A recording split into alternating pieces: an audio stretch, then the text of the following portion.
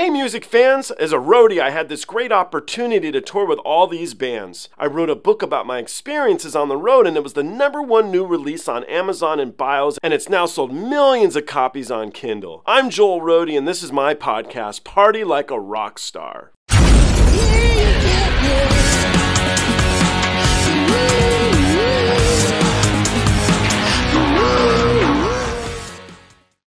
Okay, then I got a good one coming for you next. Have we ever heard of a band called Unlucky Morpheus? No, never heard of them. I am an Unlucky Morpheus fan. It's hard not to be. One of the great elements of that band is their violinist. Her name is Jill, and she's really amazing. I was looking, and I found that Jill did Eruption by Van Halen, of course. And I thought that might be something fun to play for Andrew. Andrew's last name is Hagar. His dad is Sammy Hagar. You might have recently seen him on MTV's Family Legacy show, and he was on there with his dad. So it's a good show. Check it out. If you want to get to know more of his music, his newest track is Red Light Appetite. It's a track you can see here on YouTube, and you guys can let us know what you think here in the comments. Let's jump into this, though, and let's see what Andrew has to say about Eruption. Okay, so this is a violinist, and she's from a band called Unlucky Morpheus, which is a Japanese band that I think is really, really great. She's doing a cover of a track called Eruption. You may have heard it before. I think once or twice. Once or twice. Okay, so we're going to make it 3 times right now. We'll see. It's most should be good. It should be good. But I've never listened to this either, so we'll see how it goes. I do know she's a really great violinist, and she's in like this metal band. She's really cool. So let's see how she does with this track. All right.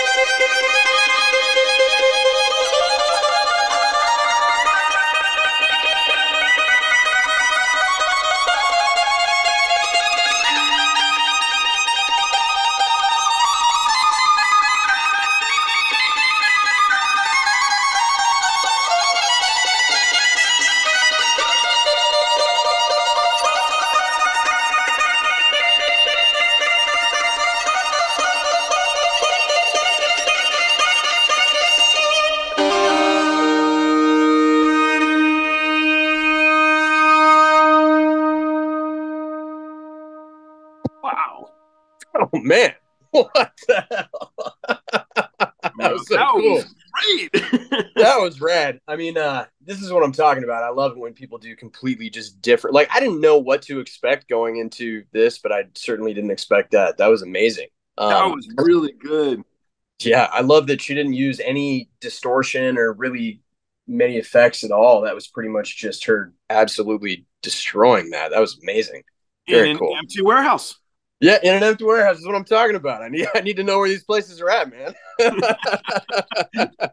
Yeah, I don't know what to say about that other than just wow.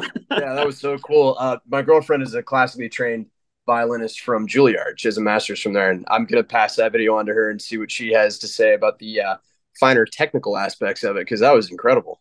Oh, you'll have to let us know then. All right, cool. Yeah, for sure. All right, so in an effort to get to know you a little bit better, when I was doing interviews more regularly, I always asked a few different questions. And so one of the questions that I like to ask came from my friend's fifth grade daughter.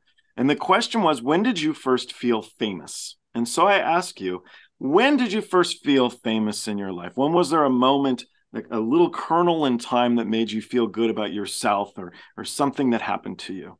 Oh man. Let me preface this by saying I would never try to say that I am famous. But I have been made to feel that way even before I started playing music or publicly presenting myself as an artist for people to consume and criticize. When I was a kid, like probably young teenager, I was out on the road with my dad, and some of his, more hardcore fans were coming up to me and talking to me, and they knew more about me than I kind of knew about myself.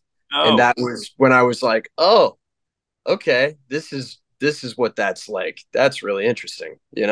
So yeah. yeah, that's something that's been happening for a minute, I guess. But now that I'm actually out there and touring and playing live and doing all this stuff, and obviously there's the whole social media angle, that side of things. Yeah, it's the same thing now. People hit me up and they're like, "Oh, hey, you like when you were a kid, your favorite dinosaur was blah blah blah blah blah." And I'm like, "How the hell did you know that?" It's like every random Sammy Hagar fan is like Nardwar or something. It's wild. They just bring up all these crazy things you never you never know that people know about. It's wild. I don't know. Do you know Amit Zappa? Amit?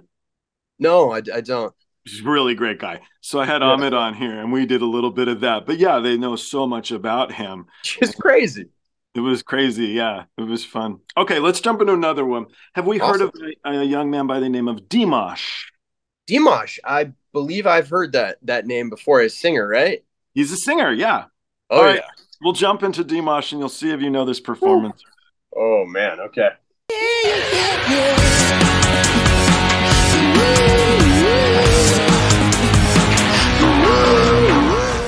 Hey guys, I hope you enjoyed the show. I now have a Twitter, Instagram, TikTok, Discord, and even a Patreon. The Patreon you can join for as little as $1. The handle on all of them, it's of course Joel Roadie. I'll see you guys on the next one.